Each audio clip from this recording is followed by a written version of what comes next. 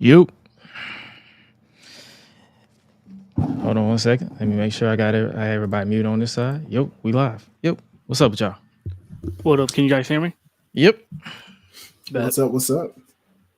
Bet. So I'm surprised they didn't go longer than 12 o'clock. I thought they were gonna go at least until 1 a.m. Oh no, they did exactly what they needed to do, brother. That was They wrapped already that long right enough. Nah, it was already long enough than it needed to be, brother. Nah. Bob that. You said nah. You said what we not about to do. Nah. Ain't no way I would have been on this live until 1 a.m. Nah.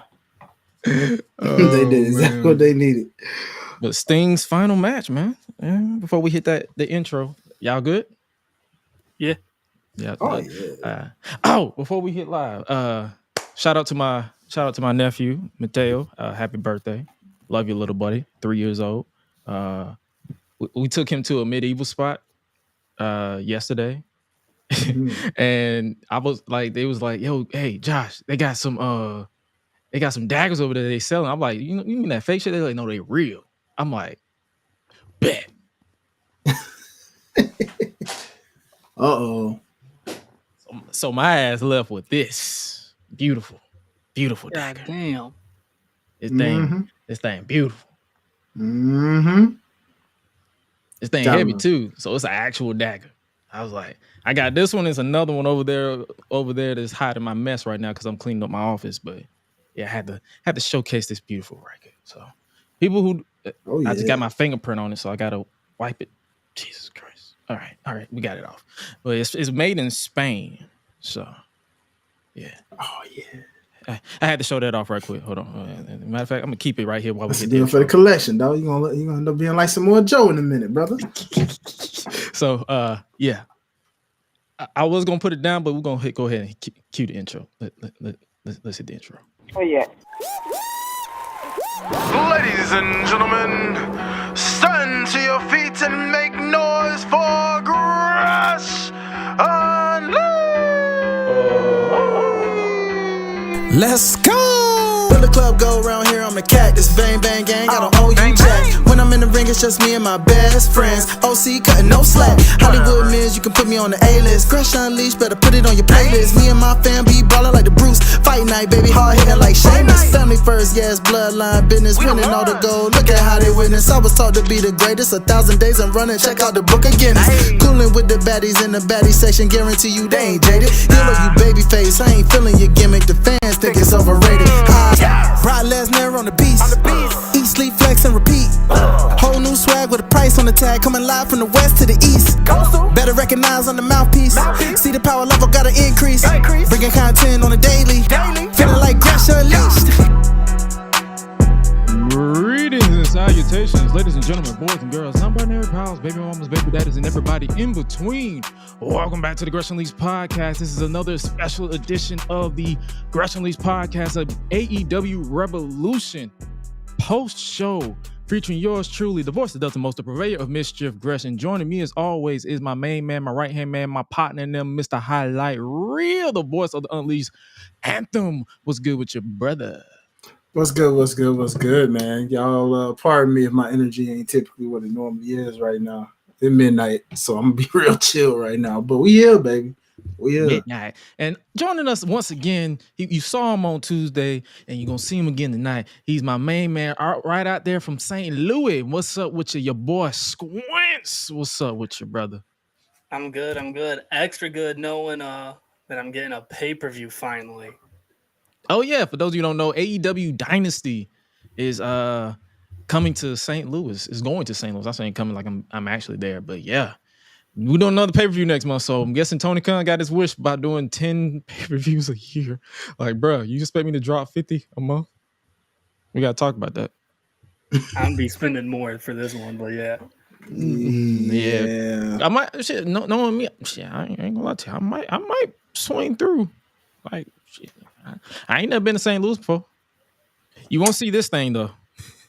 I can tell you that. So you'll probably see something else. But yeah, I might swing through to St. Louis for that Dynasty. But I need them to give me a main event that's worthy of me coming out there, though. Let's just put it out there. Like, yeah, trust me. But AEW Revolution just finished, literally like 15 minutes ago. I'm surprised they ended at midnight, but they did. For those of you who don't know, this is the post show. If you haven't already, make sure you guys check out stuff that you already missed. Got Talking This that dropped that past couple of weeks. Sloan, Derek Myers Jr. Make sure you guys check out our tribute to the one and only Sting that just went down on this past Tuesday. Check that out as well. So, yo, we appreciate you guys. I believe that is up there as number 2 for downloads on the GRESH UNLEASHED podcast. So appreciate y'all for listening and joining the fun that we do. We're constantly growing over here because we just here vibing and chilling. Let's look at the Chizat. What's up, Marty? What's up, my brother Cam? What's up with you in the chat? I see you. MFB, I see you in the chat. What's up, Sloan, over on Twitter? What's up with your partner? Got that Sushi Boys podcast hat on in his bio. So shout out to him right there, repping his show and all that good stuff. But while I pull up the graphics for everything that just went down, what you guys think about the overall concept of this pay-per-view? Let's start with you, our esteemed guest, Squintz. What you think about this show? It exceeded all my expectations. I'm not gonna lie. I was going in it with low expectations, as I do most pay-per-views. But that whole pay-per-view, I was talking to my brother. I was like, "This is good." After every match, I was like, "Damn, that match hit." After World's End, it better have hit. Because isn't this technically the first pay-per-view of AEW this year? Yeah. So after we had to sit through World's End, yeah, this better be. This better hit. But other than that, we'll definitely break down each match or give our thoughts on each match that went down. But I actually enjoyed this pay-per-view, what it was. I already got my match of the night. I love Sting. We're gonna obviously give him his flowers, but I already got my match of the night, which was the match that I pretty much dismissed because of who put it together, being Don Callis. But Takeshita versus Ospreay, that was my match of the night, and I can still say that once the final bell rung. So, but Hi-Lite, what was your thoughts on tonight's festivities? Yeah, man, I think it delivered for the most part of what we got. Shoot, what can I say, man? For a show that puts no stories behind a lot of their matches, they know how to always put on good matches when they need to. So that's all I can really say for AEW, man. They did what they needed to do and what they usually do. Okay, that's some form of praise from your boy Hi-Lite. So we go with that. Hey, I'm no AEW hater, y'all. I promise. I ain't really been on them like that too heavy lately, man. They just, I need them stories to get better, bro. I just do. I'm a story guy, like you, yeah. Of course. Yeah, of and course. Characters. I mean, I like characters too, and. So it's like speaking of characters, what you about to say? My bad.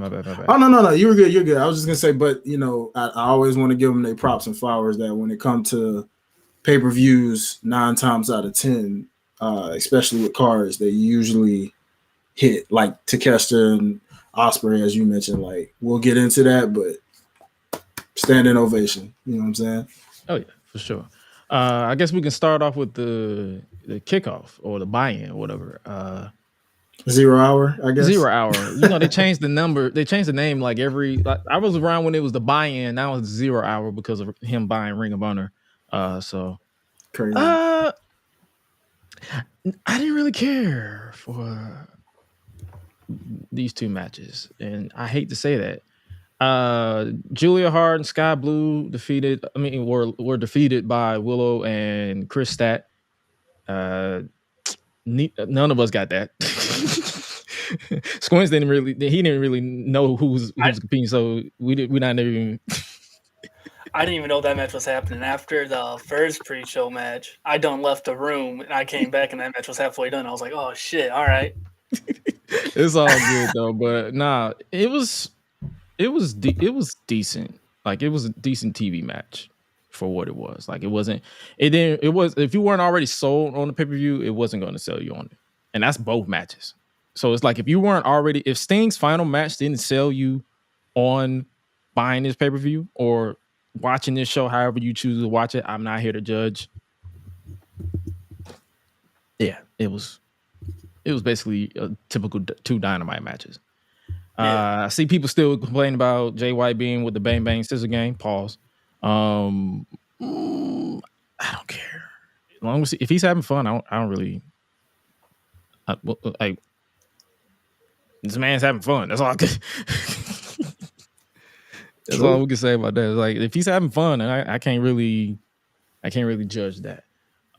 We all got that right though. The Bang Bang Scissor Gang with that.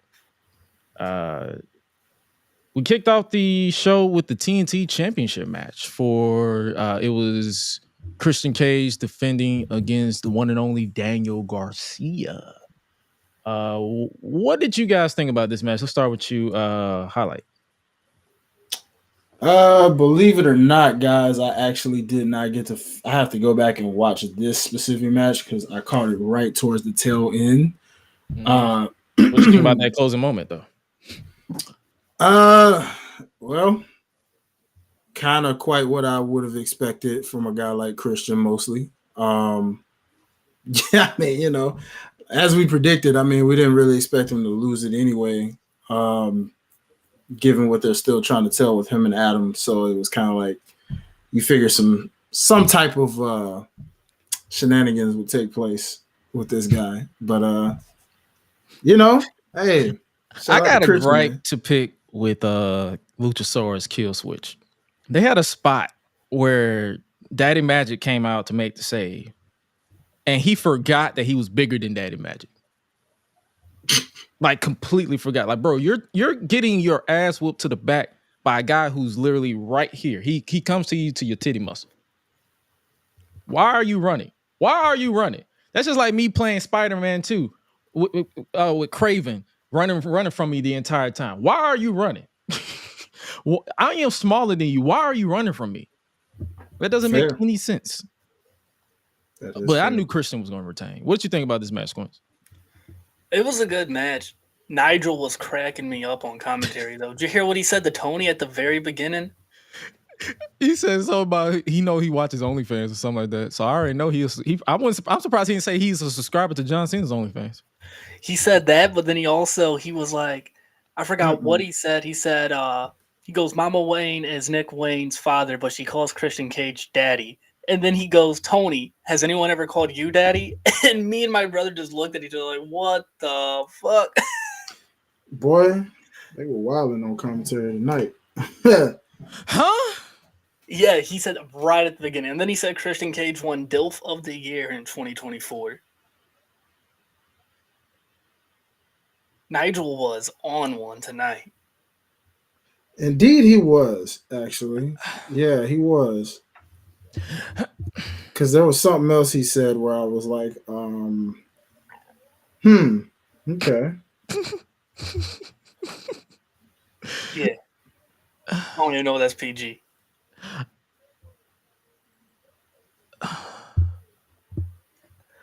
But overall, the match was good, though.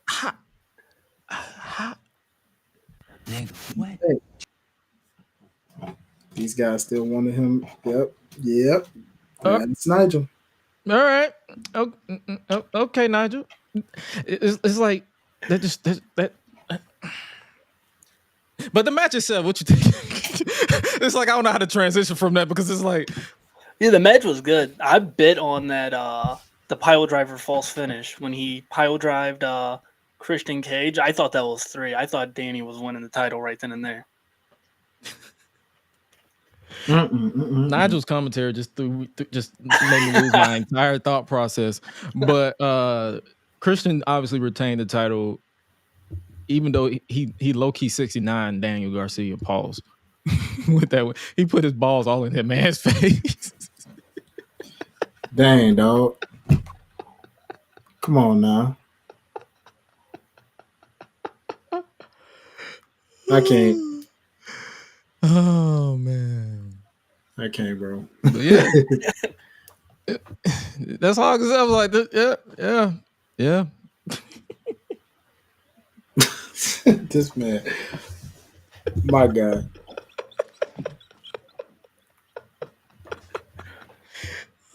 Oh Lord. I can't. You can't make this up. I'm sorry. Like it's like a lot of stuff is funnier when you're not trying to be serious all the time. Mm-hmm. That's true. Next up, we had for the AEW Continental Crown Championship, Bryan Danielson challenging Eddie Kingston, and this was basically a battle of respect because Eddie feels like he hasn't been respected by Bryan. So this was basically a mixture of this to me to get my thoughts on this. If it came off as a typical, like it was a sloppy fest in a way, but a good sloppy fight. I know I pay attention to social media for the most part because some of y'all are weird, but I pay attention to like the general consensus, and it was a mixed bag for some people. Some people thought this was a little too slow. I, being a fan of both, was invested into it, and I actually enjoyed it. I love the story that they was telling of this. The story was simple. Everybody respects Eddie but Bryan. And it didn't matter, like it didn't matter if whatever Eddie did, he just did not get the respect from Bryan, and that was basically the consensus of this entire match. And obviously, the story was pretty much straightforward, and this was 19 plus minutes of pretty much a slap fest. Like both men went through a fight. What you think about this match? Let's start with you, Squintz. This match was, like you said, just sloppy, but in the best way possible. Mm-hmm. I loved it. That's my favorite thing about Eddie Kingston matches. I've watched it with non-wrestling fans, watched his matches with non-wrestling fans. They're like, he doesn't look like he knows what he's doing. I'm like, no, he knows what he's doing. And the ending of it was just incredible. That final stretch had me standing up. What you think about it, Hi-Lite? Be raw, be real. Two drunk uncles at a bar fight, fighting for a means of respect because they were playing a game of pool and trying to see who finna get that money that, you know, off of that last fair shot that they made. But you know, it did what it was supposed to do, man. I really just, you know, the story told itself and it told what it needed to tell at the end, man. You know what I'm saying? It was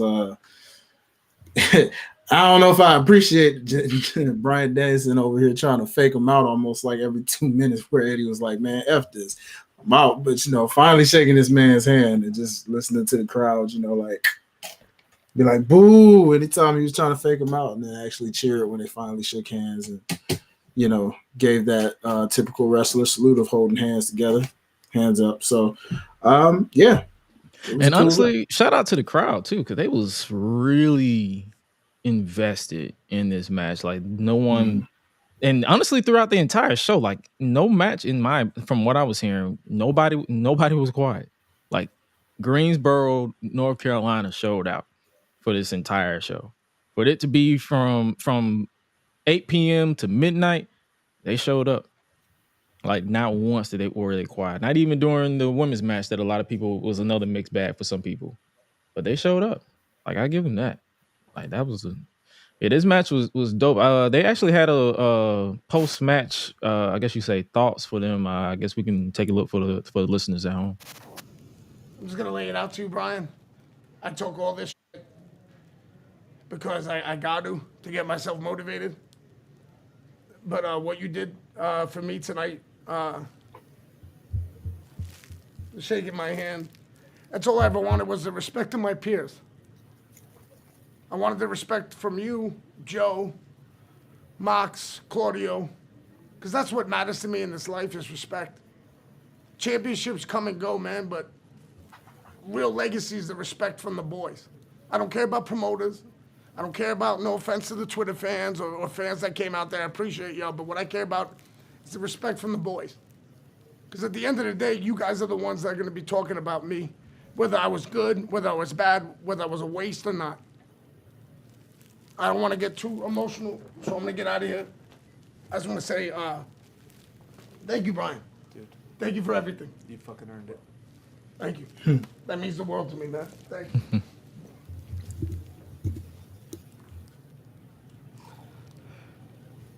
You know, I thought I thought you were gonna be a dick. it would hurt me more than anything to shake Eddie's hand, say that I respect him. But there was a moment in that match where I knew I fucked up his wrist. I'm good at that. I'm good at fucking people up. And I know exactly how hurt he was. And he fought through it. And there was this internal moment, this internal click that Eddie, me not respecting Eddie, it wasn't Eddie. All the things that we said about Eddie 20 years ago, about how much potential he had, about how he needed to work harder, about he needed to do this, and how he needed to do that, and how he needed to change his bad habits, and all of that. It took him a while. But he fucking did it. Fuck. And here I was, holding on to this petty bullshit. And I realized it might have taken him longer, right? But the things that he's battled through and the things that he's struggled through, I should have given him my respect a long time ago. And, dude, he earned it. And me not seeing that, that's on me. But in the same way that Eddie can get past some of his struggles, I can get past mine too. And tonight I'm proud of Eddie, but I'm also proud of me seeing through my own bull. And when you can do that, and you get to the other side. I might have lost tonight, but I feel good. Yeah, man. That was great. So it's like now they can move forward from that. And I put that picture up with Brian because it's like, if you're a fan of Bryan Danielson, I feel like we've all mutually accepted the fact that that man will never hold the title in AEW. Like that man, it's like, I'm a fan of Bryan, but it's like, I know better to bet for him to win the title because every time he's gonna disappoint me. So, but the match itself was fun for what it was. I enjoyed that. Yeah, it's quite fitting too. That was actually good to see because I probably should have added that in that note. It's kind of funny. We're celebrating Sting for obvious reasons, but there's a guy that's up next when we talk about farewell tours. This guy's still writing his right now as we speak. So that's actually real fitting that these two actually got to share a moment like that and truly show respect for each other in ways like that. So props, man. Props. Any last thoughts on that, Squintz? No. Other than that video, that was my first time seeing the video. That was. Yeah, they just dropped it. They dropped it right after the match, and I was like, "Yeah, I got to play this because it's like it made sense for the story that they was telling." So, hey, man, I know this was another match that got mixed reactions online, but for me, I enjoyed it for what it was because it's like it's a simple story. Like every story doesn't need to be a long thought out, well developed story. It's like you're not gonna get your bloodline type story or any type of other story that you get in the past that takes over 3 to 4 years to tell. Sometimes you just need like, hey, I don't respect you. I think you fucking suck. So let's fight and let's beat the hell out of each other and earn each other's respect. Yeah. So there's that. Next up, we had the All-Star Scramble match, which is once advertised as the Meat, or was it the Meat Mayhem or the Meat Madness? Meat Madness match. It was Wardlow versus Chris Jericho versus Powerhouse Hobbs versus Lance Archer versus Hook versus Brian Cage versus Magnus, who qualified on Rampage versus Dante Martin. This match was 15 minutes. Do you have any thoughts on this? I didn't really care for it. I'm just going to. I mean, I liked it. It was good for what it was. Yeah, it was a good, for me, it felt like a good transition. Yeah. It was just a match. Like, it was meme stuff with the meat stuff, and the shout out to Chris on Twitter. He said he started a beat that meat chant. Pause. So yeah, the match itself was, I mean, it's like, soon as it's like, whether it was Meat Madness or All Star, I knew the consensus was, because the winner received a future world title shot. I was like, Wardlow's winning it, because they wouldn't have the man cut that type of promo that he did, and just for him to lose. So it made sense for me. It made sense for him to win this one, in my opinion. So Wardlow gets a world title shot. I don't know how they're gonna. It's like Wardlow gets a title shot, but the champion, when we get there, isn't a babyface. So, and it's ironic that he pinned the guy that Squintz changed his pick for. Soon as I seen him pin Dante, my brother said, "Well, you got it kind of right. Dante was part of the finish." And I was like, "Shut the hell up! Shut the hell up!" As soon as they said it was for a world title, I was like, "Yeah, I'm losing this pick." What you think about it? How, like, you kind of quiet on this one? Cause you know why and how anything involving you AEW ninjas and meat and this bull crap, man. Only thing I'm gonna give props to is the fact that Lance Archer did his that was nice for a man his size, reminding people of his luchador skills for a man that big and that large to be able to do a whole moonsault off the top rope, Undertaker style, in a sense. But nah, man, I'm not. And you commentators chant mini meat for them niggas that went. No, man, just no. Stop. No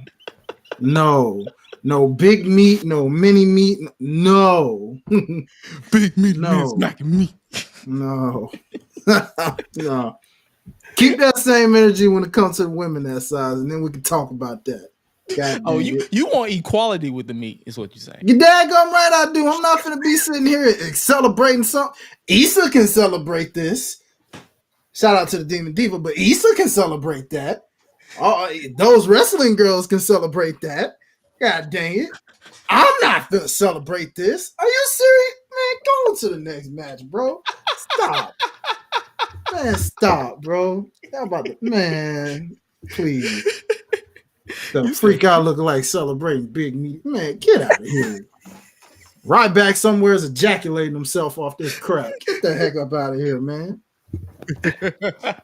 Feed me more of my ass. Man, get out of here.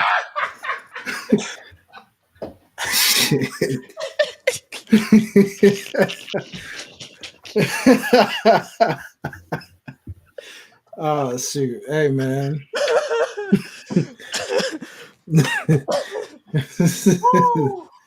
Boy. All right. There we go. Well, Wardlow's the number one contender for the world title. I'm guessing he automatically bypasses the ranks with the oh yeah. He automatically bypasses the ranks because the ranking system matters or whatever. So I mean, I guess technically, because both the two that was 1 and 2 lost anyway, and I think he was like 3, wasn't he? I don't know. I stopped. I don't. Yeah, I didn't. I don't know either. But I don't know. Let me pull up the rankings. I guess have they updated the rankings since? I don't know. I don't even know how you can find the doggone things, but I thought I saw Wardlow like in that top 5 one time when they showed it back when the last they didn't time even update it on the website. That's crazy. See, and you expect us to give a shit? Like, my point is that you said by summertime. If that I gave them summertime, you gave them 3 weeks, so you won the bet. You won that bet. There we go, people. Enough said. Like, what the fuck? The next match was another match involving the Undisputed Kingdom. That faction is still a thing.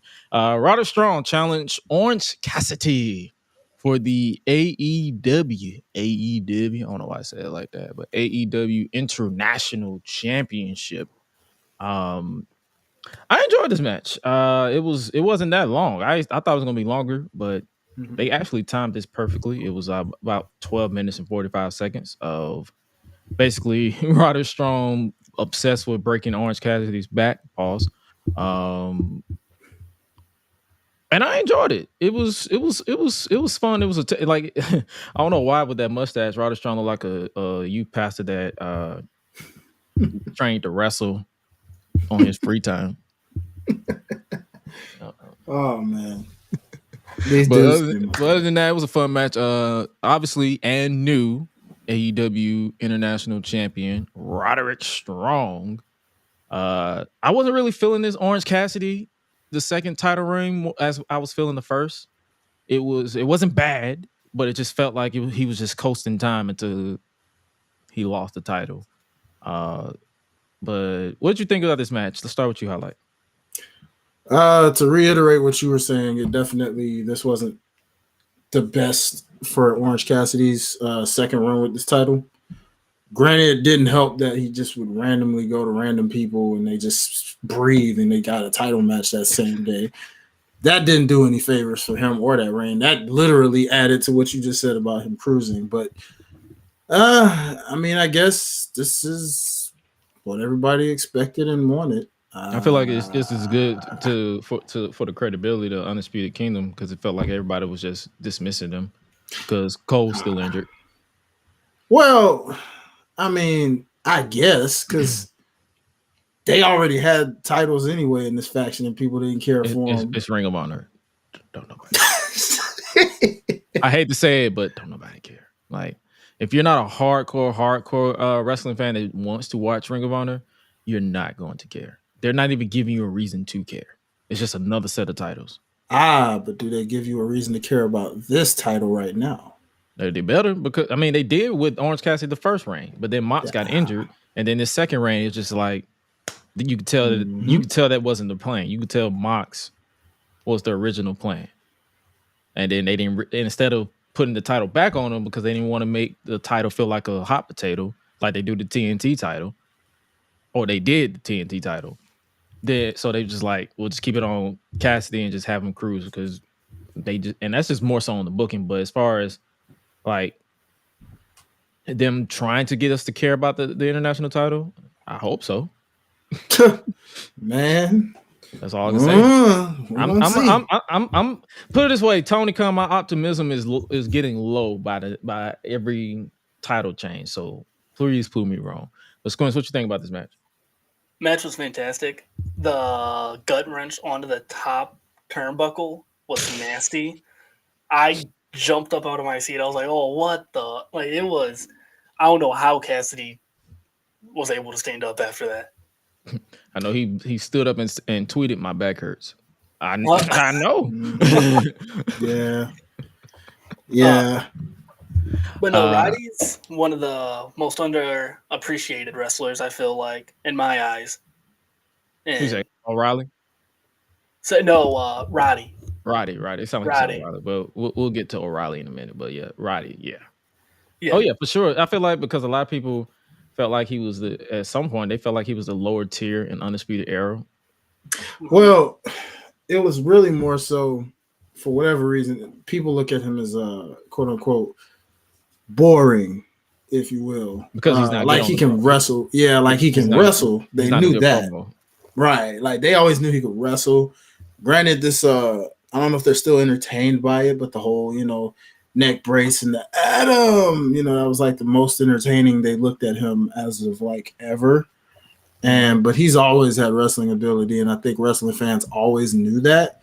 It's just when you looked at him next to a Kyle O'Reilly or an Adam Cole or a Bobby Fish, Bobby Fish was like right just above him. So never mind. Yeah. At least the first two, doggone it. You kind of looked at him like, he can wrestle, but personality-wise, you're like Lance Storm. You're kind of boring me, buddy. Right? That kind of thing. So yeah. Until the Adam thing, and people started like, oh, he's actually pretty good on the mic. Yeah, pretty much. Yeah. And I'll say with I know I picked it I picked wrong against this one, but it was like that was before seeing obviously Orange Cassidy tell his help like, yeah, I kind of want to do this one by myself, and a whole doctor like, oh yeah, no, I'm gonna make you wear this tape because you have to wear it because like, yeah, this and that, and it's just like, oh, so he's targeting himself. Thanks to you, Doc. All right, cool. And I was like, well, yeah, he's definitely losing. You wanna be on your own, and you got to be wearing some Target on your back. Yeah, Right. fair reason. And speaking of Target, we thought somebody else was going to be a Target or Target Roddy, and that's the returning Kyle O'Reilly, looking like a Geico caveman. In word to Squintz. Oh man, Squinch, you gotta reiterate that one, my guy. What happened there, brother? What came up with that one? He looked like a caveman. Yeah, he looked like the Geico caveman commercials. He looked exhausted, like he ain't had no sleep in years. Like that brother had sandbags on his eyes. I'm like, bro, do you need a nap? Need a hug? What's happening? So it looked like they was gonna welcome into the Undisputed Kingdom, but then he was like, nah. But he didn't attack anybody. So I'm guessing they're going with the story of him, I guess you could say, being conflicted or trying to save his brother's soul. Or you know how it's like he's not a part of it because he's been away for so long. So that'll be an interesting concept. So well, he whispered something in Roddy's ear also. Yeah, so that's what I mean. That's what I'm getting at. Is where I'm like, he's trying to, I guess you can say, if they go this route, he's trying to save his brother soul from the devil being Adam Cole. Yeah. So I'm guessing they're going the whole will he won't they route for a bit, and then we'll probably get another Cole versus O'Reilly feud whenever he's cleared. Well, I hope they explain this very well because, given The Rock's 21-minute promo, it took that long before we figured out what the heck he told Cody because we never got an explanation of what he told that man. So it was like something about wrestlers that whisper stuff in other wrestlers' ears. You don't find out what the heck it is they're saying unless they decide to tell you. And it's usually weeks and months later. And you're like, oh, well, thanks for telling me now. Thanks for clearing out the plot holes that I had like months ago. Yeah, so we'll see if that gets revealed. But poor Bobby Fish. That's all I could think. He's in MLW bald as ever. Wow! I just want to walk up to him, just smack the back of his head like I'm back in high school again, where you get a fresh haircut. You know when you get that fresh haircut in school and people just walk behind you and say, "Pat." So yeah, I kind of wanted to do that. People thought I hated Bobby Fish when I said that. I'm like, no, I'll talk about his age because he was around when Moses parted the Red Sea, but I don't hate anybody. I like it when people are bald. I just want to walk up behind you and just smack the shit out of him. So, but yeah, Roddy Strong is the new international champion. They doing something with Kyle O'Reilly, so that's an interesting situation there. The next up, we had the BCC, John Moxley and Claudio Castagnoli versus FTR. So, what do you guys think of this match? Let's start with you, Squints. Yeah, I liked it. It was the stereotypical FTR match where they just beat the shit out of each other. There's a couple false finishes, and then they end up tapping out. I liked it, though. I wasn't expecting Dax to bleed and Mox not to bleed, though. That threw me off. What about you, Hi-Lite?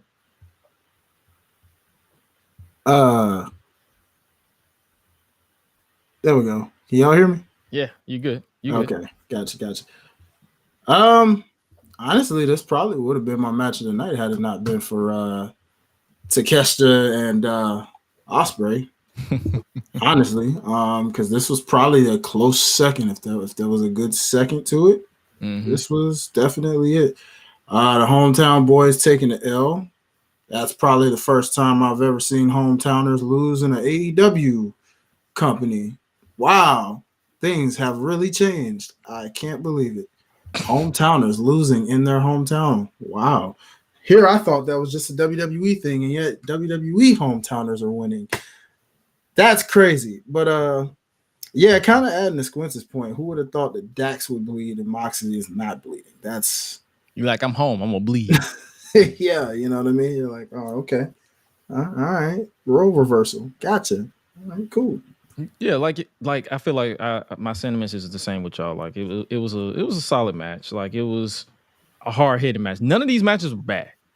Like no matter my tone, none of these matches were bad in my opinion. Like they were decent for what it was. Decent to great to not legendary, but to awesome for what they were. But this is a match that I feel like it was 21 minutes of just what they say, four white boys just beating the piss out of each other. Mm-hmm. That's what they say here in Atlanta. Four white boys beating the piss out of each other. And that was basically their story of this match, because that's exactly what their story is. They got a draw. They got a draw to set up this match, and they say, "Yeah, we're gonna go on a pay-per-view and go a little bit lesser. We're gonna go 1 minute and 50 seconds over that match, and just say, okay, all we needed was a minute. So, hey, man." Mm-hmm. But I enjoyed it for what it was. Like you, I kind of wasn't expecting them to have the hometown boys lose. But I'm guessing they're setting this up to solidify Mox and Claudio as a tag team in the tag team division, which is fine in my book. Mox ain't going after any singles gold. Claudio is just Claudio, and Brian is on his way out. So I guess it makes sense for what it was. Poor Wheeler. That poor guy. Oh, this is a nice transition. Shout out to Beast on Twitter. Him and his wife are expecting a child tomorrow. Ooh, So congratulations are in order to you guys. Shout out to you guys. We wish you your lady safe and healthy delivery. Yes. We know those are tricky. So well wishes to you guys. Peace and love from your boys over here at Freepedia / GRESH UNLEASHED podcast. So shout out to you guys. Love you. Appreciate y'all, man. Want to hear the good news? Share some pictures, all that good stuff, man. If you want to, like, you don't have to share pictures because you know some weirdos online. So if you want to share pictures, cool. Or just let us know that there was a safe delivery. At least that. Mm-hmm. Next up, we have Timeless Toni Storm defending the Women's World Championship against the Virtuosa Deonna Purrazzo. And they got me for a split second. I thought Toni went back to her pre-Timeless era, and this just tells me one thing. Mariah May looks too much like Toni. To an extent, yeah. To an extent, and then you look at her thighs and you be like, "Yep, that ain't Toni." Well, nah. If you go back to the first iteration of when she first got there, she was that skinny for a minute before she got thick thighs again. Because she had lost a lot of weight and got like real slim from the WWE time. So technically, you're not wrong on that. She did look like skinny Toni, and then when the thighs came back, it was like, oh wait, no, that ain't Toni. So, I was like, wait a minute. You can't fool me. I know them thighs anyway.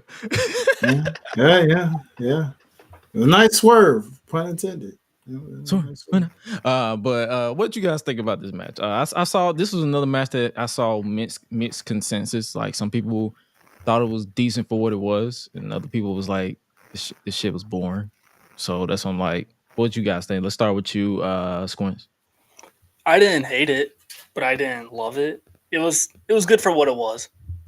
Okay, so you're part of the crew. It was good for what it was. Yeah, Me too. Hi-Lite, what you think about this match? And be honest. Didn't do it for me, dog.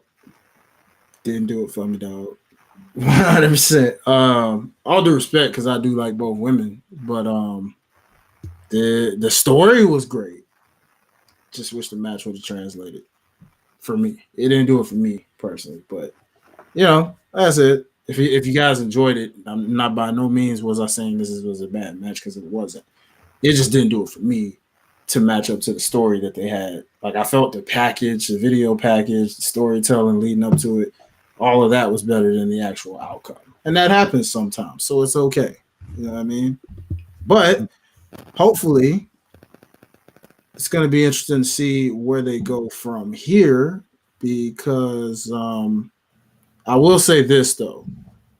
Remember what we were talking about with Roman Reigns and all these shenanigans and how eventually that gets pretty old? Well, even though she finds different ways to do it, these little shenanigans from this version of Toni gotta stop eventually. All right. I need you to just straight up beat somebody on your own, because eventually I'm gonna get bored from that crap. I'm just saying. You know what I mean? Oh yeah, for sure. That's it. That's the same. That's how I feel about, honestly, with any.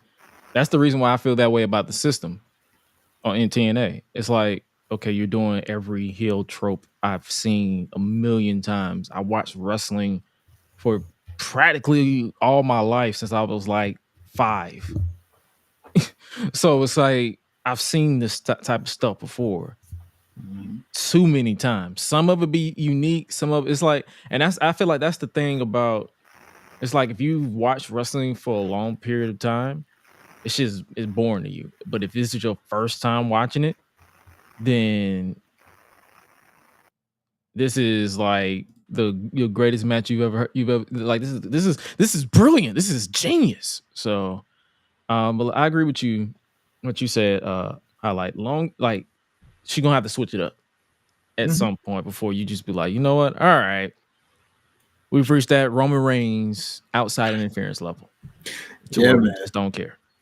But I am curious. I'd probably open it up for y'all to ask, who y'all think's gonna be next for Toni, because at the end of the day, we see Mercedes' hints being thrown at someone right now that's been taking little subtle shots. Meanwhile, since that's the case on that end, my eyes are either pointing at Thunder Rosa over here, who's making a case saying, I want my title back that I never lost. Or does Deonna want to run it back due to those same shenanigans, since technically she lost by shenanigans? I don't know. I can see them having Deonna work her way back and possibly go after her again. Would it be Dynasty? Probably not. If they do go all in with Deonna, I can see them running it back with Deonna. What's DMD up to? Still injured. Is she injured? Or is that Jamie? No, they've both been injured. She'll be back. I think they're both making their way back pretty soon, but they've both been injured. Oh, okay. Because I ain't seen the doctor would see you now in forever. Who knows how long? Because I know when Jamie got injured, they pretty much pulled Britt off too. So yeah, apparently she had an injury as well, but because you already know, in some form, shape, or form, you would have seen that woman by now.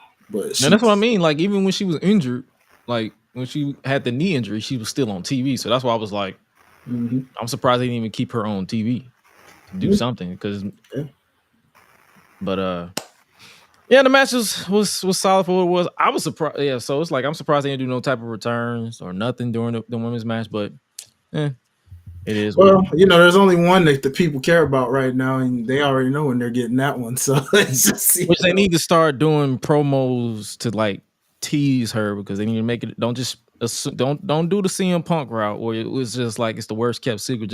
It's the worst kept secret. We know this show is revolving around Mercedes Monday.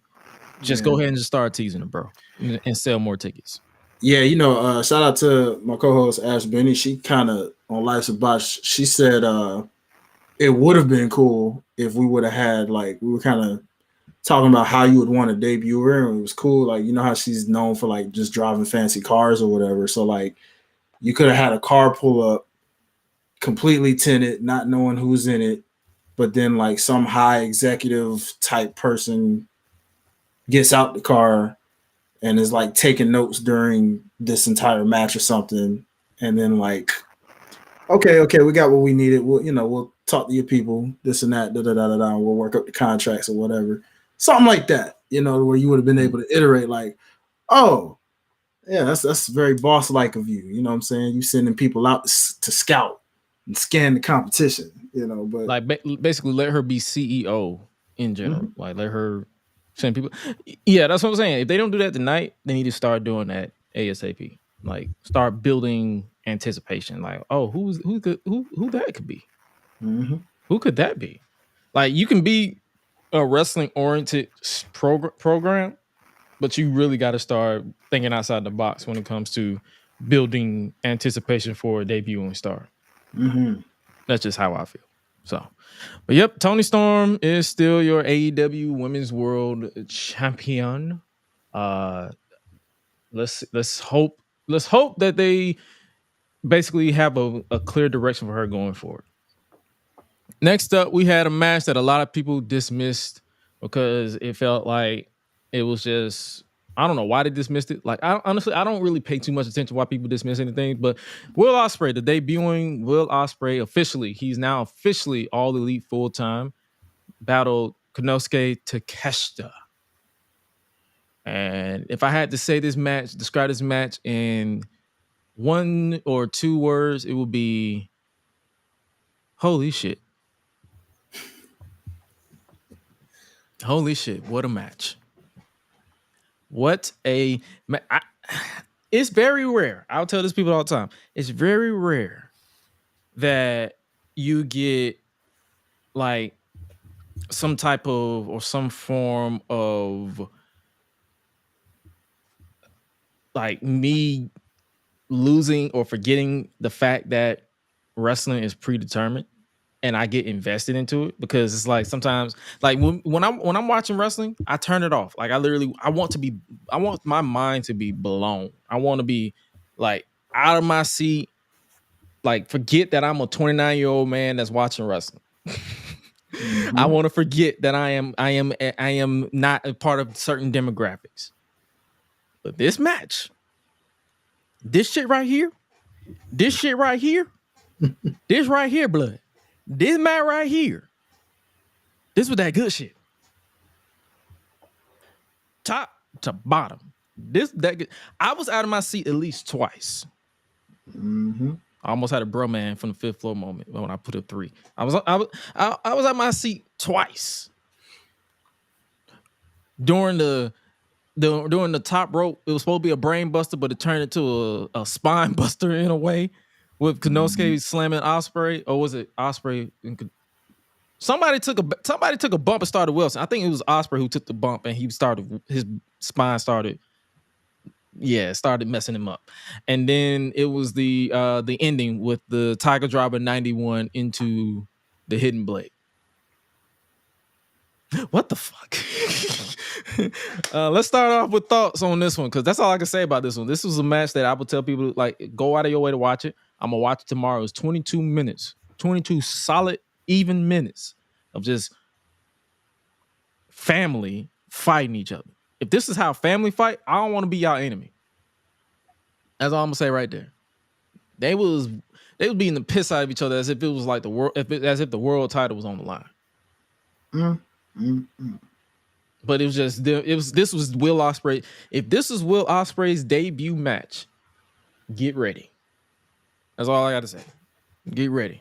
Squintz, what's your thoughts on this? I was out of my seat from that brainbuster, top rope brainbuster, all the way to the end. I did not sit back down after that. That match was insane. And then the kick out at 1, I about lost my shit when he kicked out of the hidden blade at 1. Or the hidden blade, I think it was. When he kicked out at that at 1, I stood right up and I was like, what the fuck? It was that match.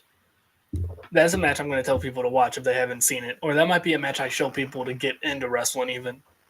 Oh, that's high praise right there. You like, yeah, this is the match. Like, you don't watch wrestling? Here, watch this. I got you. Check this out. Hi-Lite, what you think about this match?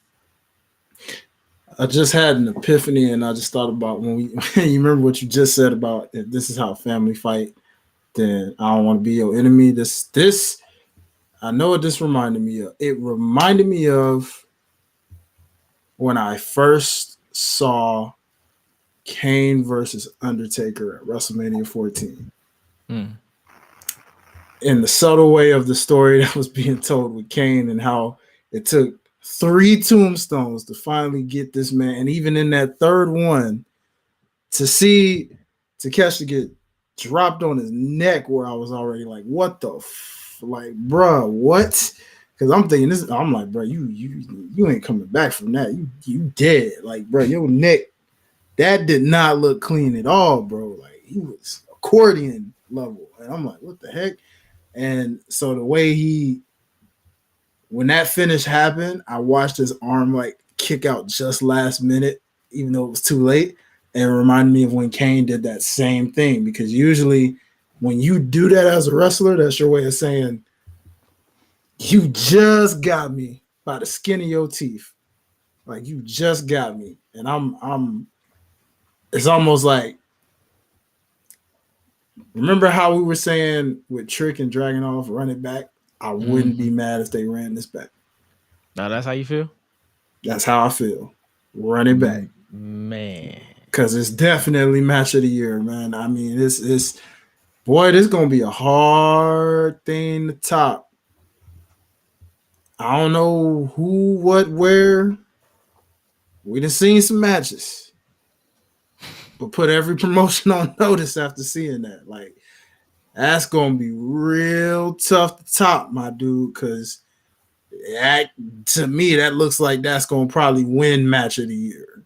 I don't see how it doesn't unless there's something to overtop that. We got Mania coming up. I don't know. We don't know yet. We'll see. But, man, that's going to be crazy, bro.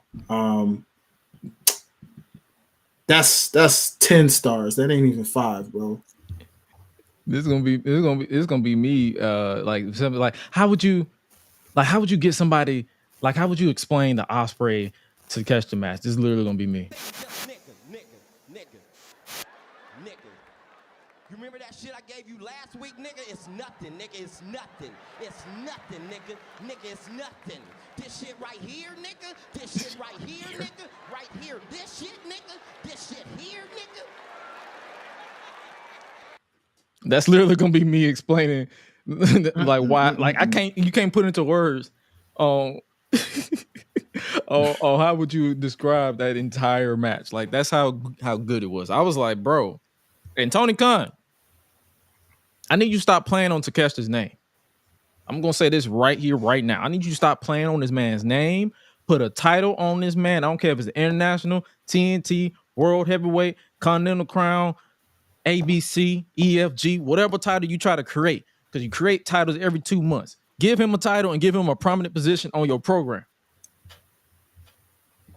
I don't do it. That's all, because it's like, at this point, you playing on this man's name. He beat Omega twice. He should not be in a tag team. He should not be in a faction. He should be prominent. He should be a top dog. He should be a world champion or a type TNT champion, TBS men's champion, because you got a women's champion, so make a men's title version for him. Like, stop playing on this man's name, please. I'm at that point, because it's like, bro, this dude gets in the ring and literally beats the shit out of you like you owe him money. Yeah, that guy's he the truth, man. At the end of the day, I ain't gonna lie. Both of these men really are. At the end of the day, and the crazy part, now we got him and good old Kyle Fletch up next. Oh yeah, so they announced the two friends. They announced him versus Kyle Fletcher for Dynamite. So we getting that on Wednesday. Yes, sir. Do you think that would be for the ROH Television Championship? No, because I forgot Kyle is the ROH. These damn titles. You just said it, bro. You said it's ROH. I didn't say it. You said it. Hey man, I'm right there. Unless you're a hardcore fan, like people can prove me wrong. It's behind a paywall, so that loses people's interest by itself. But unless you're a hardcore fan, not that many people gonna be talking about it. Even with the views on you know how you do post shows. I even thought about doing a post show for ROH. Nobody want to watch that because don't nobody care. And I'm just going from an analytics post because I study analytics, and I'm searching ROH Ring of Honor, and if it's not pre 2014 Ring of Honor, nobody cares. 2015, 2016. Whenever AJ Styles was there, that's the last time they cared about Ring of Honor, as far as from a YouTube point of view. Wow, not even Cody? Cody's around there at the same time. AJ was there at the same time Cody was? It's like it was AJ, then Cody, because didn't Cody leave like 2015, 2016? Was AJ there? Cody showed up right as AJ left. Yeah, I was about to say because AJ debuted like later. So they were past each other. Yeah. So I would give them Cody. That's the last time. It's like that's the last high like search like as far as keywords was Cody. But then as far as like pure interest, yeah, that was it. I thought so because I was like, wait a minute, that's how this whole AEW thing started. Well, mainly because the whole AEW technically started because of Jericho and Omega at Wrestle Kingdom. Yeah, because Tony saw that match.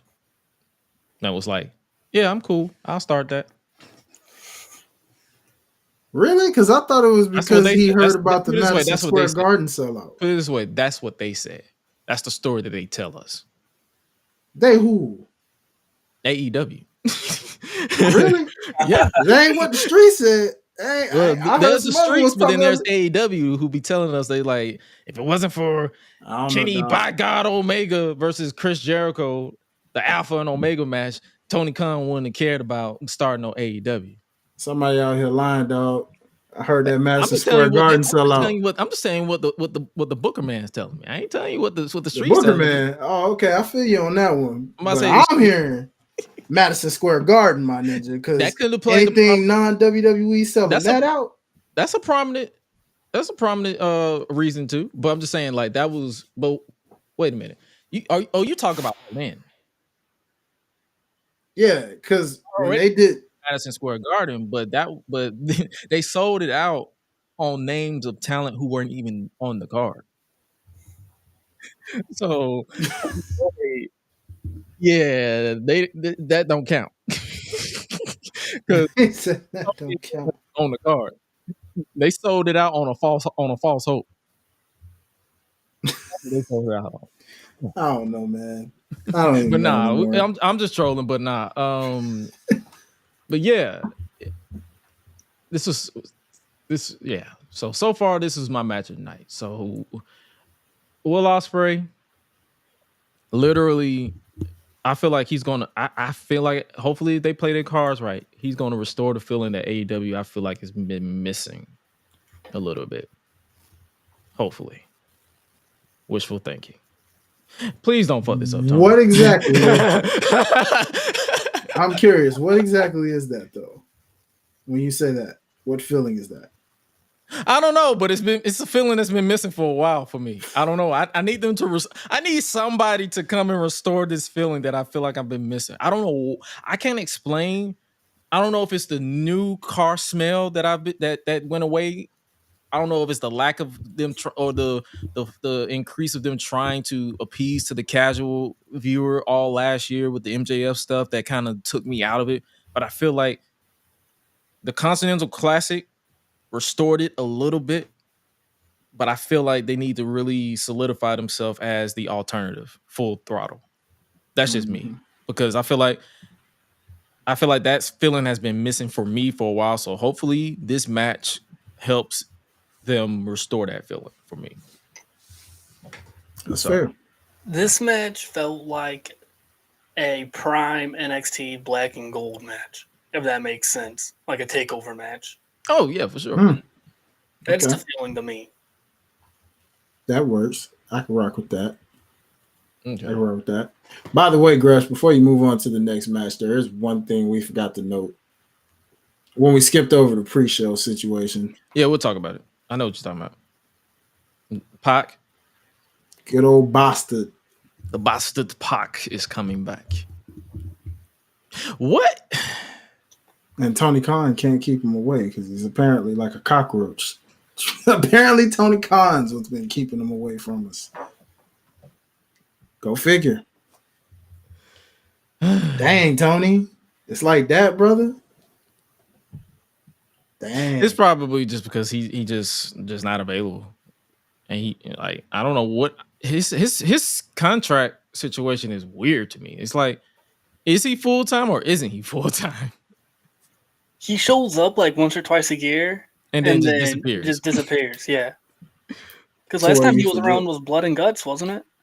Yeah. Mm-hmm. It was BCC versus JAS. Yeah.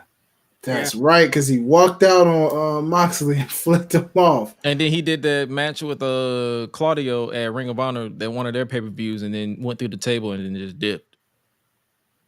I don't know if he was injured or what, but he was just gone.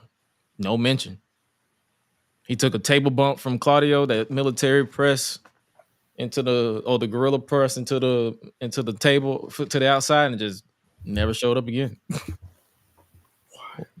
Yeah. So that's what I'm saying. His contract is weird. So welcome back, bastard. Let's see how long this lasts. That's all I can say. It's like I want to be excited, but I feel like every time I get excited about Pac, he disappears. That's fair. That is fair. It seems like every blue moon, he's like, oh, the bastard Pac, he gonna go after the TNT title. He'll probably go back after the international title. He'll probably win it back because remember they did the 2 belts Pac thing, and then he'll probably go after the world title. Oh, he's gone again. Bummer. Well, move on. I hope he's around for Wembley this year. Yeah, give us some bangers, man. We kind of need. We need that Pac from like 2017. Oh, the king of the cruiserweights. Yeah. The bastard never. Yeah, I need that Pac ASAP. With your big old ears. But anyways, I'm sorry because I couldn't get past that one. God dang, this Negro has some big old ears. You know he heard you, right? Oh, I know. I know. He got them sonic ears. He's like, I heard that. You bastard. Right back at you. All right, we got 2 more matches before we take it home.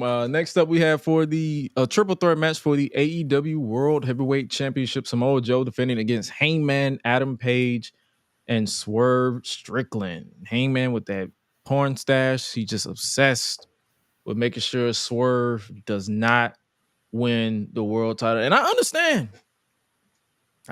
This man literally broke into your house, threatened your kid. Literally this entire match, he was just obsessed with making sure this man did not leave Greensboro with the World Heavyweight title. And it was like a few times I'm like, bro, I bit on a few false finishes here and there, but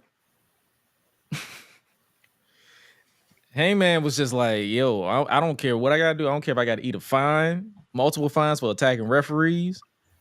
I don't care if I gotta hit you with the belt. You were not winning this world title. And it's like, y'all will never get me to boo a man who is getting revenge for his family. I'm sorry. I don't care. Because his actions are justified. This man literally spent an entire summer harassing this man. He hung this man. And you want me to boo? I get it. But what y'all think about this match? Because this match had to follow that triple threat. I mean, that one-on-one match that we were just talking about. So they had that daunting task of following that. So what you think about this one? Let's start with you, Squintz. I mean, I called it Tuesday when I said that Hangman was going to be too focused on Swerve because he was just. I feel like that's why he tapped out. I don't think he tapped out because he wanted to. I think he tapped out just because he knew that was the best way to get Swerve to not win that match because he wasn't focused on that title this match. Nah, that was his entire. Like he literally during his entrance, he literally walked out like a true hater. He just said, "Forget my pose. I'm making sure that you do not win this title." You see, during the entrances when Swerve's music hit, I went to go grab a drink, and I was like, all right, bet I'll have enough time to get back to the room to see the other entrances. In a span of like a minute, I came back and the match was already started. So that must be why, because Hangman just walked his way down. He literally just said, like it said down, down, down, like it did the opening intro, but then as soon as that beat dropped, he went right to the ring. And then Joe, and Joe don't do too much. He literally just walks to the ring. Yeah. So by the time, that was literally combined. The longest entrance was Swerve's because he brought the dancers out again. Yeah. Nana stomping when he does the on the stage. I'm like, bro, I hear your feet. All you hear was boom, boom. I'm like, God damn. I heard you over the music. But yeah. The match itself, they had a daunting task of following. Like, I did not get into it myself until like when Hangman started fucking around with the refs. Because it just felt like I was still coming down off of that Ospreay versus Takeshita match. Hi-Lite, what you think about this match? Well, we are about 4 days removed from Black History Month, and still no black AEW champion. So until we get it, that's it. That's the match. That's it. You know, I mean, I hear you, brother. I hear you, Gresh. I do. But he the only black man that's this close to an AEW championship. So I'm sorry, bro. Hater and the Player Haters Club with Drew McIntyre and Roxanne Perez and all you other little haters out here that's just, for whatever reason, cannot get the freak over it. Okay. Your son ain't dead. Okay. I get it. He alive. Get over it. It ain't his fault you ain't got better security in your doggone home, bro. Work on it. God dang it. Soda freak what? I don't care. God dang. I'm just saying, man. Listen. You messed it up, man. Wow. Exactly. African American AEW champion, doggone it. It's gonna happen eventually. I don't know how, I don't know when, but it's gonna happen. So get ready. Get used to it. If they knock out that Wardlow match at Dynasty and he retains, I can see it happening at like Double or Nothing or something. Yeah, see, this is where all of this is so jumbled up, because the key thing there of what you just said. See, here's my you said you can't cut a promo like that and then lose, but you can't cut a promo like that and not finish the job. So that's also kind of part of the problem that they have with this World Heavyweight Championship situation. Wardlow, a guy that should have, as you know, shout out to Janelle from HR on the Job Tears podcast, as she said, you should have gave the doggone man the championship when he beat MJF a long time ago. It's too late. Why are we suddenly supposed to care now after all these start, stop pushes you gave the man? And he already said it. Undisputed Kingdom is just so lukewarm at this point. So for what? Have the man win the title for what? Mess around and hand it over to Adam Cole and try to recreate what you tried to recreate with MJF and Wardlow? No. Absolutely not. So I hope Samoa Joe. I'm actually rooting for Samoa Joe in this one. You know what I'm saying? Shout out to Marty if he's in there, because I know that's the fam. You know what I'm saying? But I'm just saying, like, at the end of the day, if this is where we're going with Joe and Wardlow, I've seen it before. I've seen it again. At this point, Joe end that man in a matter of seconds and get right back to this Swerve situation. That's all I'm saying. That's all I'm saying. Point blank. Other than that, you enjoyed the match for what it was. You just mad about the outcome. Yeah, I did. I just hate that it got placed after this one. That was bad booking on whoever decided to do that one. Why? To be honest with you, I would rather this follow that match than the Toni and Deonna match. Okay. Because That sounds sexist to me, so I ain't gonna say that. You're right. No, because the reason I said that because whoever had the daunting task of following that was going to it was going to be hard as hell to follow that. I'm sorry. Well, they were talking about how this was supposed to be the main event, and I was afraid Sting and Darby were going to have to follow that. I was like, there's no way they're going to make Sting's retirement match follow that. Nah, I mean, this show was basically centered around Sting. I think we all kind of knew that was gonna be the main event. Like, I think this one was viewed as like a co-main event in a sense. Mm-hmm. But because before the show started, it was kind of like a rumor or something. So, well, Renee said on the pre-show, she was like, in tonight's main event, she said it like 3 times, and they kept on showing the triple threat. So that's why I was confused. Oh, okay. Well, they did the right call. I'll give it to them on that. They did the right call. They doing the media scrum right now, so we'll definitely watch that back. I'll probably watch that back later when it's done. But yeah, this was your co-main event, and then it was solid. That's what I'm saying. It was solid, but it wasn't really nothing like. It moved the story along, especially with the Swerve and Hangman stuff. So they're definitely going to have another match. How do you end that?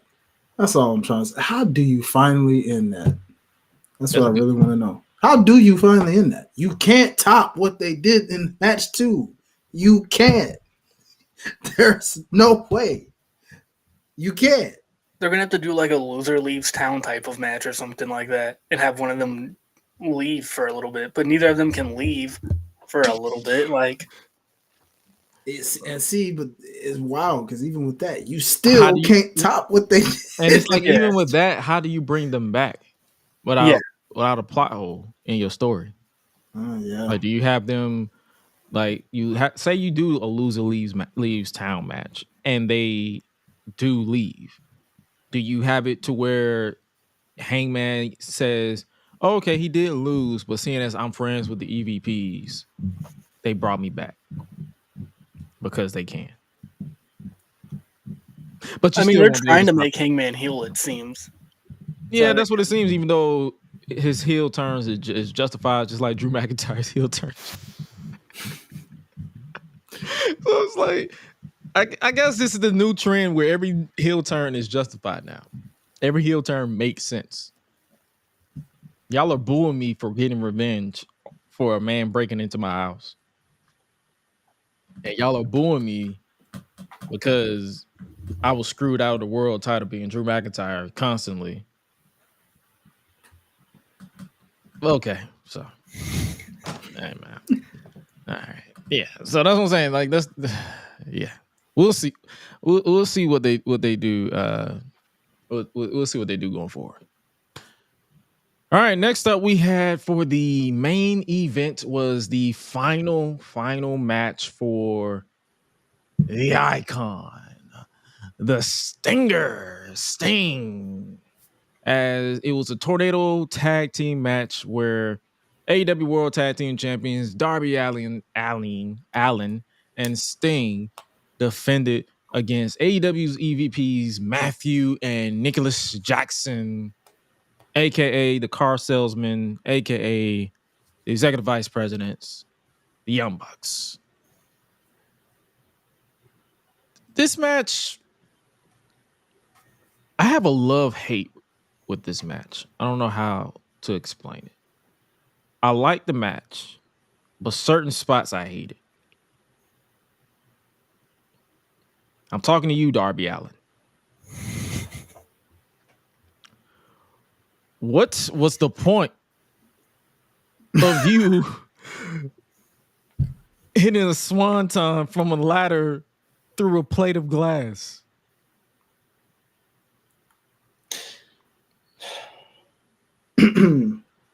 That brother is not gonna walk by the end. Wow. You said what now? That brother is not walking by the age of 40. It's like if you was following me on Twitter, I was literally looking like, Why? That's the only thing I can say the entire time. Why? What was the point? Yep. If Jeff Hardy and Sting had a baby, it was him. He's What the fuck? that's pretty much. Mm-hmm. He just I saw that and I laughed, yet at the same time cringed all at the same freaking time because I said, Man, are you stupid?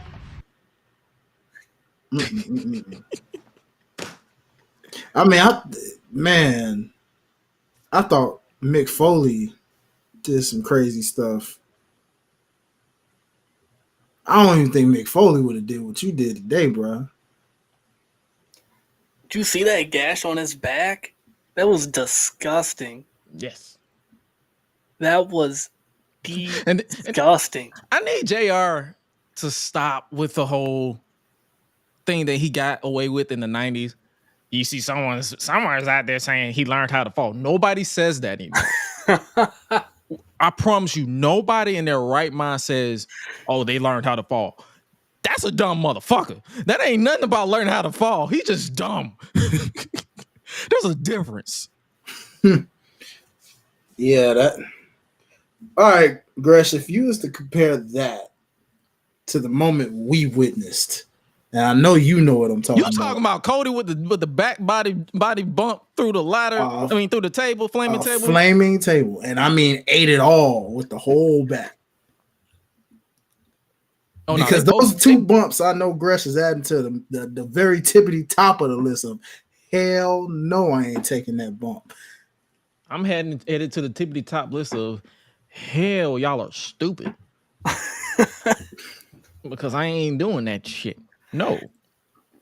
But if I had to rate the two, it would definitely be Cody with the fire. But if I had the other choice, both of them dumb. And Tony allowed that. BOFFUM, both of them are dumb. I ain't said that in a while. Both of them dumb. Cody and Darby. Mm-hmm. Like, bruh, and you bleeding. Profusely at that. Tony allowed this. That's what's so crazy. They had 3 plates of glass. The first one Sting broke with the back. The second one, Darby broke his back with the glass.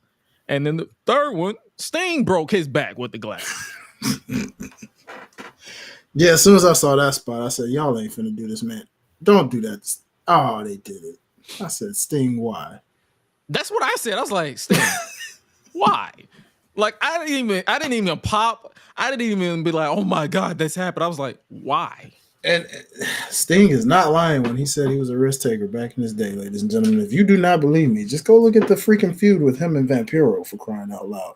I'm telling you, Sting definitely is the man father, the spirit animal of this man they call Darby Allin. That's it. If him and Jeff Hardy had a baby, it is Darby right there doing all of that unnecessary ish. For no reason. For no reason. Like, I don't even think the crowd felt that coming. I mean, sheesh. Like, talk about getting your money's worth, but at the same time, good God.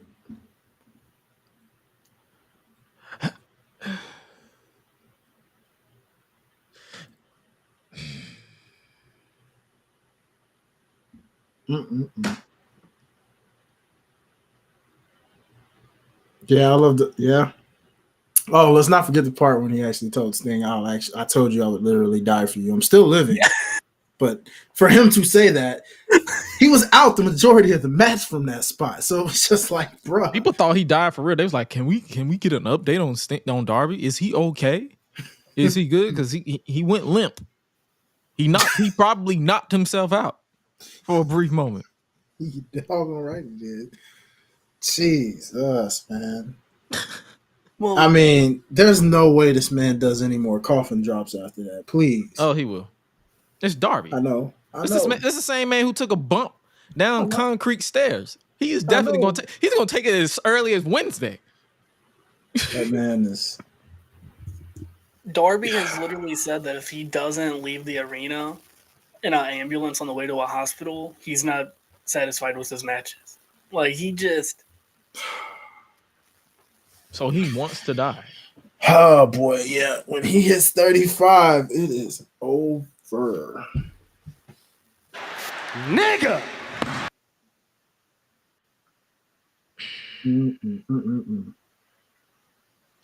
Yeah, but other than that, I mean, I did enjoy the spot where the Young Bucks super kick Ric Flair. Yeah. More of that. You and me both. I hate that we're glorifying elderly abuse because all these men are elderly. Steamboat. Rick Steamboat was there. I'm saying we're glorifying elderly abuse, but Ric Flair I can make an exception because it's Ric Flair. I don't give a fuck. But the match itself was fun. Like, it was Sting's last match. I didn't hate it, but it was just certain spots where I was more so saying what the fuck than anything. Maybe that's what he wanted. I mean, to go out like that, might as well. But he didn't go out like that. He went out and still AEW World Tag Team Champion. So he pretty much went the route that we said on Tuesday's show. That he's going to lead with the title, and he basically retired undefeated in AEW. He retired a champion, and they're likely going to vacate the titles, or Darby might get a new partner. I don't know how they're going to. They'll likely tell us, if not Wednesday, next week, or however they want to do it. It feels more like a vacate because knowing Darby, he'll chase his favorite championship that he loves to chase. Oh, yeah. Because he can't seem to escape that window for whatever reason. I mean, he did that one time with MJF, but other than that, it was back to the TNT title. Or the Continental Crown. It's like a million other titles you can go after. You can create your own title. Go after the FTW title. Fuck it. Yeah. Actually, that's a fitting title for him the way he bumps. He probably would benefit with that one very well.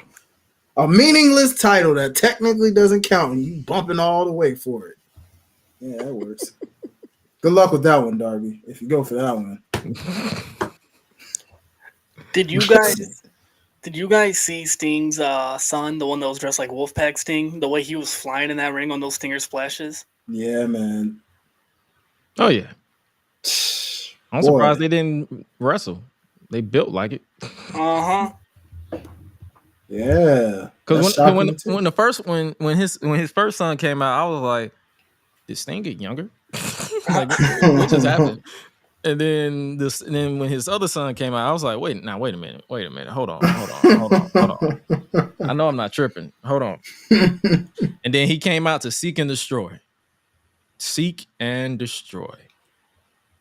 And then I'm like, all right, that Sting. So I'm like, God, dog, there's three of you. And then it took me until the bell rung. I was like, oh, that is his son. Those are his kids. They literally look like him. He cannot deny those kids. They have your face. They have your entire face. So, but yeah, the match itself was fun. It was fun for what it was. Any last thoughts on this one before we get about here? I liked the Sting sitting in the theater watching the final Showtime video they did. That was real fun. What you highlight? Continuing the point on his sons, I was just surprised knowing that he had sons. Half the time I don't really keep up with a lot of wrestlers on who they have kids and who they don't. I figured he did, obviously, but to actually see them dressed as him, kind of like y'all, I'm like, well, shoot, if you had sons grown this entire time, how come they ain't got in the business? And I'm like, some of them probably don't like that's the thing. It's like that's why it's intriguing to me when people assume that because you were raised in a certain, like, put it this way, if I have kids, I would be shocked if they follow my path, as opposed to like I want to set up my setup as a generational thing. But if they're not interested in it, I'm not going to lose sleep on it. So like I say that because that's why I guess a lot of people who are famous, that their kids do the exact opposite. There's a lot of famous actors who their kids are zoologists or music teachers. They just don't follow the career path of their parents. So oh no, that's true. But usually, if you got more than one, usually the trait goes somewhere. Michael Jordan's sons both tried. They sucked, but they both tried to play basketball. LeBron James's son, he's got a bunch of them. One of them's in the NBA on his way. He sucks. Did he recover? Oh, he recovered. He ain't doing too hot from what I understand, stats wise. But you know, I know he had an accident. That's why I was asking. I ain't heard nothing else about it. Well, that's why I'm telling people to kind of calm down on him, because statistically they're talking about he ain't it. Like he ain't it. But I'm like, bro, he just recovered from a whole medical situation. That's probably why he can't play the way he probably played before he did. Like people are taking that out of account because they're just looking at like, oh, he's only averaging like 5-6 points a game or something right now. And I'm like, yeah, because he just recovered from an injury that darn near took him out. That's not something just gonna come back and, you know, but that's what I mean. Like you look at Goldberg's son. I mean, shoot, the man's playing football. He's following the exact path Goldberg did. He went the football route.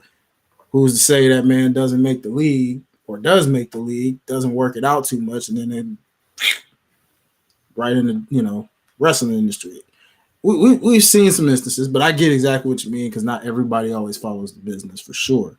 But one of them look like they could easily do it if they wanted to.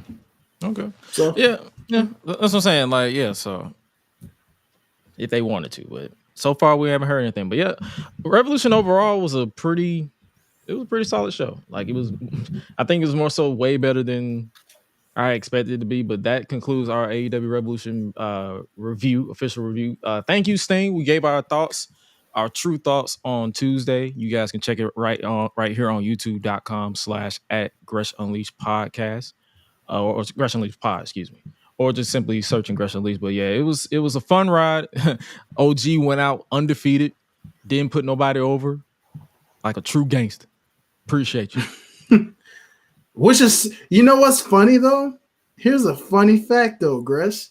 Mm-hmm. How is it this man went undefeated in AEW and retired, and didn't get one doggone win in WWE and retired?